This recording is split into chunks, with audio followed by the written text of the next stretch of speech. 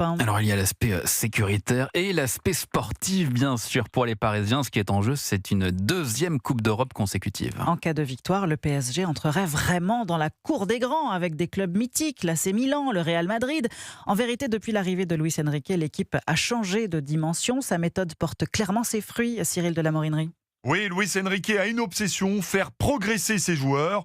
En début de saison, l'Espagnol de 56 ans a renouvelé une partie de son staff et innové. Pendant plusieurs semaines, il s'est installé en tribune en première mi-temps pour étudier son équipe. Mais son football reste identique. Jeu offensif, conservation du ballon. Et la clé, c'est la solidarité défensive. Il faut défendre, c'est important. C'est la même chose, basketball. Tu dois attaquer et défendre, sinon c'est impossible de gagner. Récupérer vite le ballon, c'est l'objectif. Tous les joueurs participent aux efforts défensifs, explique Désiré Doué. Même pour nous les attaquants, le plaisir qu'on prend à défendre, on a envie de presser, aller récupérer les ballons pour qu'après on ait le ballon et qu'on s'exprime sur le terrain. Et de l'aveu des joueurs, s'ils ne courent pas sur la pelouse, ils vont directement sur le banc.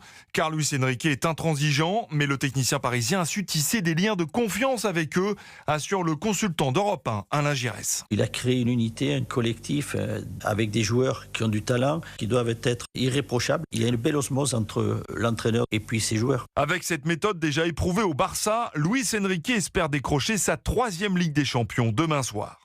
Cyril de la Morinerie, PSG Arsenal demain soir, 18h donc à suivre sur Canal+.